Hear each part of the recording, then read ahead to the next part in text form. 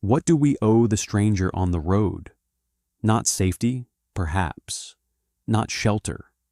The world is hard and grows harder by the year, and a man's first obligation is to himself and his own.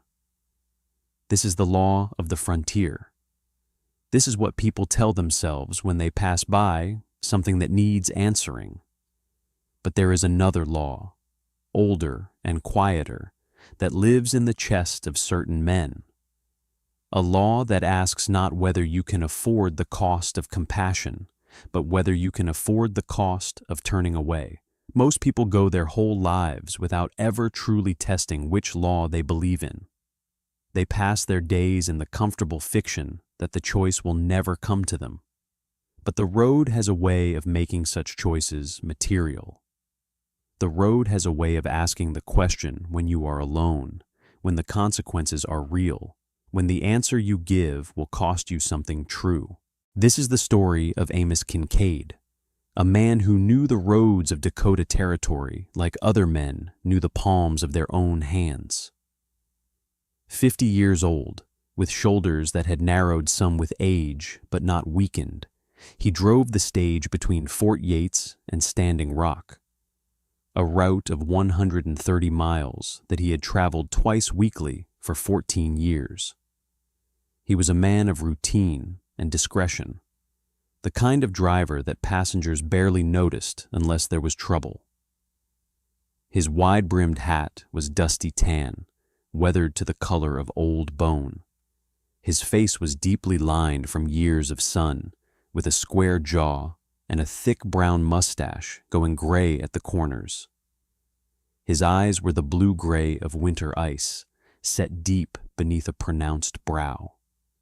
He wore a faded blue shirt under a dark brown canvas coat that hung loose on his stocky frame, heavy wool trousers darkened with dust, and scuffed brown boots creased from thousands of miles of driving. Leather driving gloves were always tucked into his belt, worn smooth by years of gripping the lines. He had a way of sitting absolute still on the driver's seat, as though he and the leather had fused into a single object. The horses trusted him. Passengers noted that, even in chaos, Amos did not raise his voice. He had come to Dakota Territory in 1865, when the war was ending and the West was opening up like a wound that would not close. He came with a wife named Catherine and a daughter named Grace, who was 6 years old and had her mother's dark eyes and her father's stubborn mouth. He had planned to file for land, to homestead, to build something that would endure. But frontier life in those years was a merciless instructor. In the winter of 1869, fever came through the territory like an old judgment, not dramatic, not sudden, just thorough. Catherine and Grace died 6 days apart. Amos buried them in a cemetery that had been a wheat field the year before.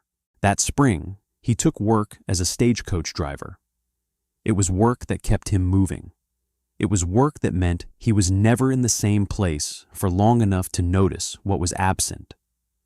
By 1879, he had become a fixture of the Dakota routes, as reliable as the turns of the seasons. Passengers trusted him in a way they rarely articulated. He did not speak to them unless they spoke first. He maintained the coach and the horses with meticulous care.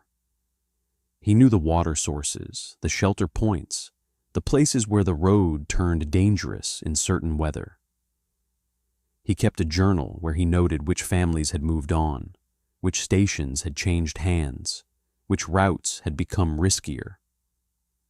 He had built, if not a life, then the machinery of one, a structure that permitted him to exist without examining the details of his existence too closely. The autumn of 1879 came early to Dakota Territory, as autumns sometimes do in the North. By the first week of October, the cottonwoods along the river bottom were turning the color of old gold, and the light at dawn had taken on that particular slant that meant the season was already thinking about becoming something else. Nights were cold enough that frost gathered on the grass like a warning. The days were still warm, that Indian summer warmth that deceives you into thinking there is still time. But the temperature would drop 20 degrees between sundown and false dawn. It was on an October afternoon, when Amos was running south from Fort Yates with a full coach and supplies for the relay station at Wakpala, that he saw what looked at first like a bundle of cloth beside the creek, crossing some miles north of the station. The creek was shallow at this point, maybe 2 feet at its deepest, but the banks were steep and rocky. Amos would not have stopped except that one of the bundles moved. He pulled the coach to a halt against the protests of a passenger, a cavalry officer who was running late, and climbed down to investigate. What he found was a young Apache woman in her late 20s, collapsed on the bank with an infant strapped in a cradle board on her back. The cradle board was woven with great care, with designs worked into it that meant something Amos could not read. But the infant inside was wrapped in cloth so skillfully that only its small round face was visible. The woman was conscious but barely. Her eyes followed him as he approached, and her hand moved with surprising force to cover the cradle board, as though she could shield it even in her helplessness. She wore a traditional Apache dress, woven from agave fiber and dyed with plant materials, the colors faded from travel and weather. Around her neck was a necklace of bone and shell beads, each piece carefully selected and strung. Her face was drawn with something deeper than tiredness. It had the particular hollowness of a mother whose survival and the survival of her child are the only things standing against absolute loss. Her feet were bleeding from walking. Her lips were cracked from dehydration. But her eyes were not empty. They assessed him with a clarity that cut through her physical weakness. She said nothing, but her hand on the cradle board did not relax. Amos understood without words that she had been separated from her band by cavalry action, that she had been walking or riding for days, and that she was out of time and resources. He understood that this moment, right now, with the cavalry officer impatiently waiting in the coach and the afternoon light beginning to slant, was the moment when he would decide something about himself that could not be undecided. He offered her his canteen. She hesitated for perhaps 3 seconds, reading him, then drank with the careful control of someone who knows that too much water, too fast on an empty stomach is dangerous. She drank perhaps 1/3 of what remained in the canteen, then stopped, her hand shaking. Amos waited. When she had recovered her breath, he gestured to the coach. She looked at the canvas-covered interior, at the other passengers, at the cavalry officer whose face had gone absolutely red with anger. She said nothing, but she struggled to her feet with the strength of pure desperation, supporting herself with her hand against the rock face of the bank. Amos helped her into the coach. The other 3 passengers, 2 merchants and a cavalry officer, moved as far from her as they could, which in a coach meant they were still only a few feet away. Amos heard the cavalry officer say something to the merchants about protocol and jurisdiction. The merchants said nothing. One of them looked out the window. The other examined his hands. The drive to the relay station at Wakpala took 6 hours, standard time for the distance. It was a ride that seemed to last days. The woman sat absolutely still, her hand on the cradle board, her eyes forward. The infant made small, sleeping sounds. No one else in the coach spoke. When they arrived, near sundown, the cavalry officer was the first one out, and he went directly to Polk, the station master. Polk was a man in his 60s who had held the station for 22 years. He had survived the war, the Indian campaigns, the gradual closing of the frontier. He understood protocol. He also understood that trouble had just arrived in the form of a woman and a child. When Amos climbed down and asked if there was room in the stable for the woman and the infant to shelter for the night, Polk's answer was immediate and absolute. "She does not stay here," he said. "She does not eat here. She does not sleep in any structure I am responsible for. You want to harbor her, Kincaid? You do it on the road, not at my station." Amos did not argue. He had expected something close to this. Instead, he took a blanket from the supply store, packed food, hardtack, dried meat, cheese, into a canvas bag, and settled the woman and child in the stable, on a bed of fresh hay in a corner where the wind did not cut through the gaps in the boards. The woman watched him arrange the space, and then, when he was finished, she sat down as though the act of moving was now finished, as though she could rest. The infant woke and made a small sound, and the woman began to nurse it with complete absence of self-consciousness. Amos had seen his own wife do the same thing a decade before. He left them there, brought more hay, and told the woman he would return in the morning. Subscribe to Western Hearts and Honor so you never miss the next story. There are more like this one waiting. But that night, as Amos lay in the station dormitory with other travelers, he could not sleep. He kept picturing the infant in the cradle board, so small, so completely dependent on a mother who was herself pushed past the edge of survival. He kept thinking about Polk's refusal to shelter them, and the way the cavalry officer had looked at him with the particular fury of a man whose authority was being questioned. He kept thinking about the woman's hand on the cradle board and what it meant that she had fought so hard to keep the child alive. The next morning, he went to the stable with water and fresh food. The woman was already awake. The infant was sleeping. She took the water without speaking and drank with the same careful control as before. She ate slowly, allowing her stomach to adjust. Amos watched and said nothing. When she was finished, she looked at him directly for the first time since he had helped her into the coach. There was no gratitude in her face. There was only assessment. She was measuring whether he could be trusted. He understood that she was still deciding whether she had made a mistake by accepting his help. He was trimming the lamp wicks when Creech arrived. Creech was a bounty hunter, the kind of man who existed in the space between legality and simple enterprise. He was perhaps 50, with the weathered face of someone who had spent his life moving through difficult country. He was not cruel. Cruelty would have been superfluous. He was simply methodical.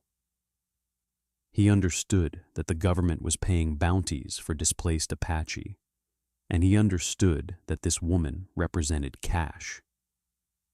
He had tracked her for 2 days, following the sign of her passage with the skill of a man who had spent years learning how to read the earth. He appeared at the stable in the late morning, with Polk standing behind him, wearing the expression of a man who has just made a decision he finds necessary but not comfortable. Creech was polite. He explained that he was tracking a woman and a child, that the government was offering compensation for their return to the agencies, and that he had reason to believe they were being sheltered at the station. He said this all in a conversational tone, as though he and Amos were discussing the weather. "If she is here," Creech said, "there is no point in you refusing. I will find her whether you tell me or not. I am very good at what I do, and there is a small matter of legal standing." You are harboring an Apache in territory where cavalry jurisdiction is clear. You could face federal charges." Amos did not respond to the threat. Instead, he said, "How much?" $50 if she is still alive, 30 if she is not." Amos said, "The answer is no." Creech considered this, his head tilted slightly, as though he was listening to a wind Amos could not hear. Then he nodded, a simple acknowledgement of refusal. "I will wait," he said. "She will have to leave. The station cannot shelter her. The territory will not shelter her. And you cannot drive her forever. At some point, she will be without your protection. That is when she will understand that this arrangement was temporary." He was right. This was the truth that Amos understood as clearly as Creech himself understood it. He was a stagecoach driver.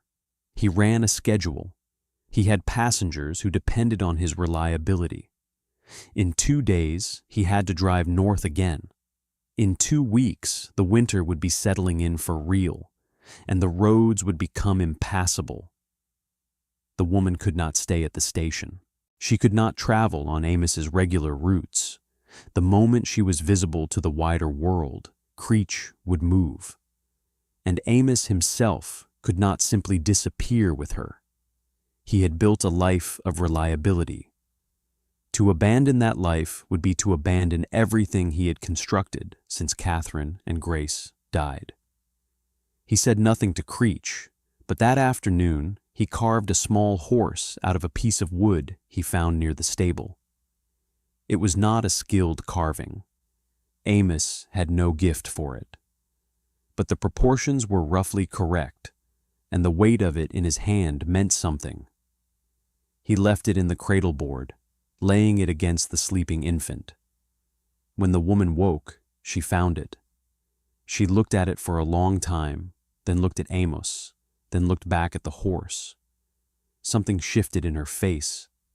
Not smile, not warmth, but a kind of acknowledgement that he had understood something true about her, about what she needed him to understand. Creech waited, patient and methodical. He took his meals at the station dining room, where Polk served him without comment. He sat in a chair outside the stable, smoking a pipe, giving the clear impression that he could wait as long as necessary. Amos understood that Creech had handled situations like this before. He understood that the bounty hunter was not anxious.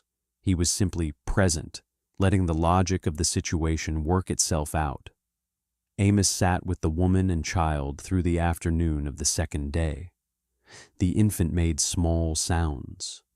The woman's strength had returned somewhat, though her feet were still blistered and her eyes still held that particular look of someone running on reserves.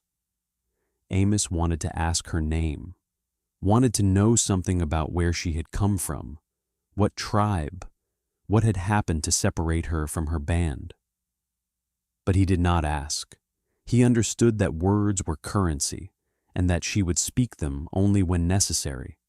Instead, he told her his own story. He told her about Catherine and Grace, about the fever, about coming west with hope and leaving with only the habit of living. He told her about 14 years of driving the same roads, seeing the same land in every season, never stopping long enough to notice how the landscape had changed. He spoke quietly, with no expectation that she would understand the words.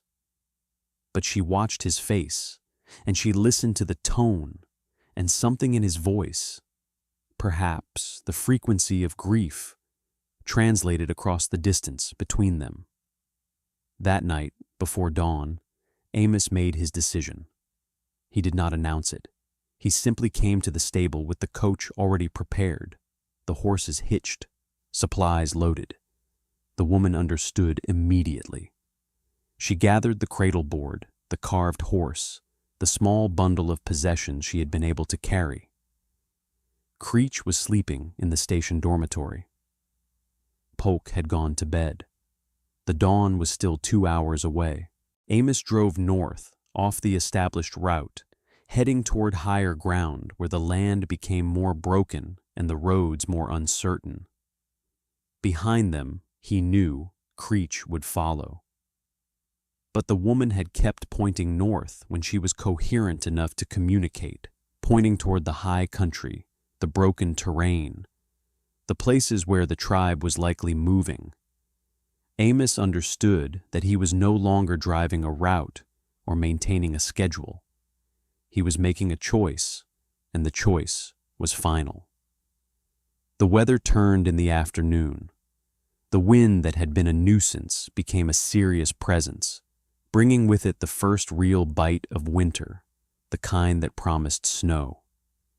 By evening, the temperature had dropped 20 degrees.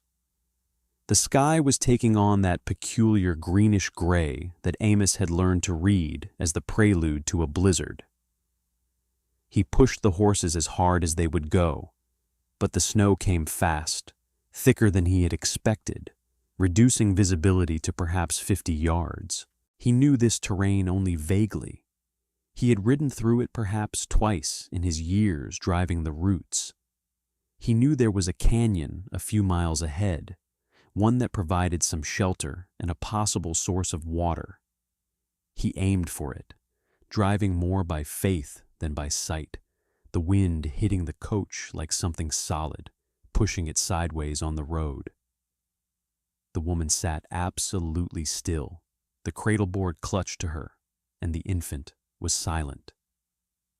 The horses, spooked by the wind and the snow, wanted to turn back, to run away from the storm, but Amos held them steady, speaking to them in a low voice, the same words his father had taught him years ago when he was learning to handle animals in weather. The canyon appeared through the snow like something being revealed rather than approached. The walls rose on either side, and the wind immediately lessened. The temperature was still dropping, but at least the exposure was reduced. Amos pulled the coach as far back into the canyon as the terrain would allow, and then he began the work of making the coach defensible against the cold. He built a fire outside the canyon wall, using wood that was damp but would burn if encouraged. He wrapped the woman in every blanket the coach carried. He brought the infant between them, using the warmth of his own body to shield it from the worst of the cold. The horses huddled together on the leeward side of the coach, their thick winter coats providing some protection. Outside, the blizzard continued with absolute indifference to the human effort happening in its shelter. This was the moment when Amos believed they would all die. The cold was the kind that kills men, and the woman was not strong enough to survive it, and the infant had no reserves at all. He had driven them here with a belief that something would happen, that the tribe would come, that the woman would somehow navigate them to safety, that the choice he had made would turn out to be the right one. But as the night deepened and the temperature continued to fall, and the woman began to shiver with the particular intensity of someone whose body was starting to lose the ability to maintain its core heat, he understood that he had been foolish. He understood that choice and intention and compassion meant nothing against the logic of winter. He understood that he would likely bury another woman and child, and that this time it would be because of his own decision. But then, sometime in the deepest part of the night, he heard hooves. At first, he thought it was a dream. The sound came from the direction of the road, and it was coming toward them through snow that should have made such approach nearly impossible. But the hooves grew louder, became real, became multiple. Amos got to his feet and moved to the edge of the canyon mouth, into the wind and the snow, and saw them taking shape from the darkness and the white. There were perhaps 30 riders, mounted on horses that moved with an easy knowledge of the terrain that made the stagecoach seem suddenly, absurdly primitive. They came up the canyon in a column, their forms emerging from the blizzard one by one, each rider sitting easy on their mount despite the conditions. Amos understood what they were before he could see them clearly. He understood that the woman had been right to point north, that the tribe had been watching, that they had known all along where she was and what she needed. They had allowed the journey to happen. They had waited for the choice to be made. They had seen Amos's hand on the reins, his body shielding the child, his willingness to die if that was what the winter demanded. The lead rider was the oldest man Amos had ever seen, perhaps 70, with the bearing of someone who had commanded the respect of his people for decades. His horse was dark, and he wore a feathered headdress that moved with the wind but did not dip, despite the fury of the storm. Behind him came other men, and behind them, horses laden with supplies, blankets, food. The chief dismounted with a movement that was careful but not weak, and he approached the canyon where Amos stood, half frozen in his thin coat. He saw the woman emerge from the darkness of the canyon, the cradle board in her hands, the child still sleeping. The chief's face did not change, but something passed through his eyes, something like acknowledgement, like sorrow and relief all at once. He said something in Apache to the woman, and she answered, and the chief nodded. Then he turned to Amos. Through a younger man who spoke English, the chief conveyed his words. He told Amos that the woman was his granddaughter.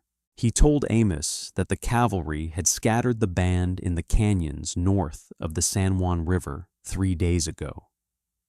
He told Amos that his granddaughter had hidden in the rocks with her child, and that she had made the decision to ride south to find the road, to find help, because she understood that her family would be looking for her once the storm passed and the soldiers scattered. He told Amos that they had been tracking her progress since she left the river country, that they had seen her collapse, that they had known a settler had taken her into his coach. "We waited," the chief said, the words coming through the translator but carrying the weight of unmediated truth. "We watched what your hands would do. We watched what your heart would choose. A man who gives his coat to a woman in a blizzard, who carves a horse for a child he does not know, who drives away from his own world to save someone from his enemy's world. Such a man is rare. Such a man is worthy of honor." The chief reached into a pouch at his belt and withdrew a cradle board, woven with the same care as the one the woman had been carrying. It was carved with symbols, Apache symbols that Amos could not read but understood were significant. The chief held it out, and Amos took it, and the chief spoke again. "Your name is now written into our keeping. You are family. In winter, in summer, in the time of hunger, the doors of our camps are open to you. This is not a debt. A debt is something that is repaid in kind. This is kinship. This is forever." The tribe moved then with a coordination that was almost ceremony. They brought blankets, dried meat, prepared food.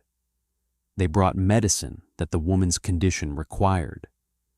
They built a larger fire, one that could warm the coach and all the people in it.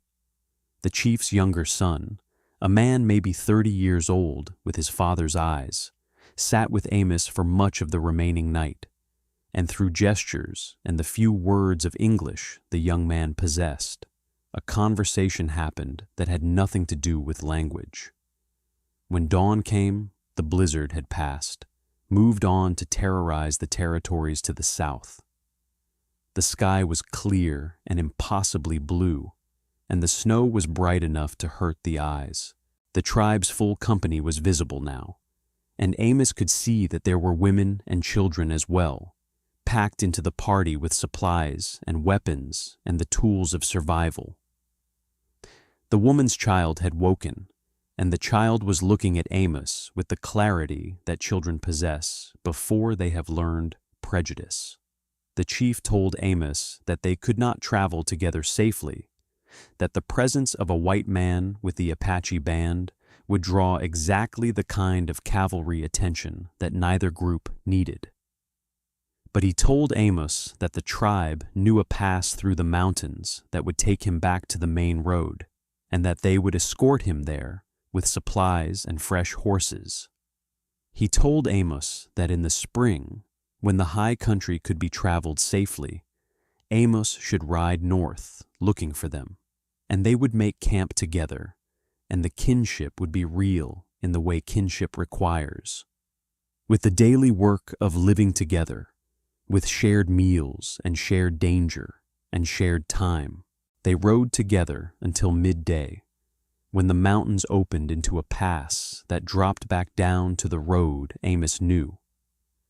At the pass, the chief took Amos's hand in both of his own, and he said words that the translator rendered as simply, "You are my brother now. Live well." Amos returned to his route 3 days later. The Stagecoach company noted that he had been absent but asked no difficult questions. He completed his regular runs for the rest of the season. Creech was gone, moved on to other territories and other bounties.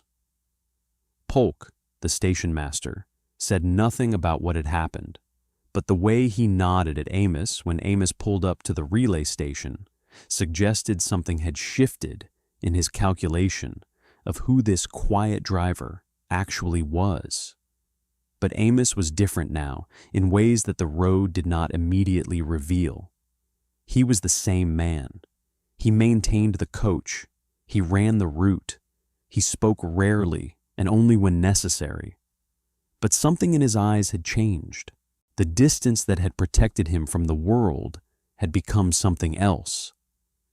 The passengers on his coach noticed, though they could not have articulated what they noticed. He seemed more present, somehow, more actual. Every autumn, when the leaves turned golden and the first frost came to Dakota Territory, something happened at the creek crossing where Amos had found the woman. A bundle would appear, dried meat wrapped in cloth, a carved figure, something that marked the turning of the seasons and the fact that the choice he had made was being remembered. Amos would stop his coach, descend, pick up the bundle, and carry it with him through the rest of his route. The passengers never asked what it was or where it had come from. Some roads speak in a language that words would only diminish. The tribe's repayment was not in things that could be counted or divided.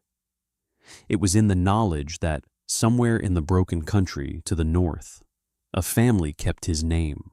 It was in the understanding that the choice to stop for someone when stopping costs you everything was not foolish.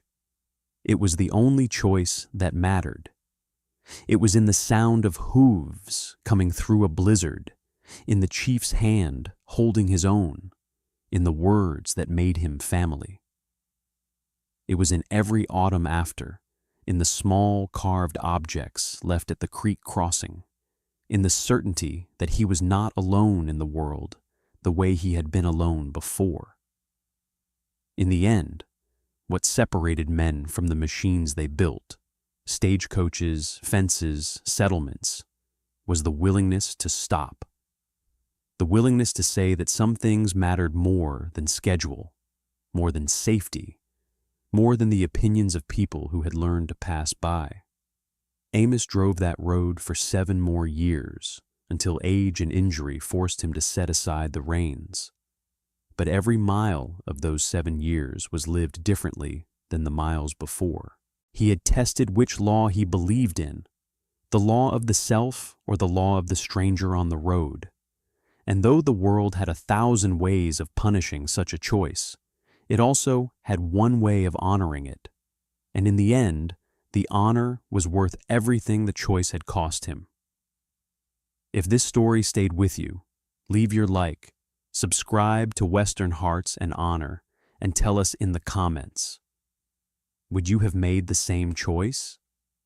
The Old West was full of moments like this one. Moments where an ordinary person had to decide who they actually were when it mattered.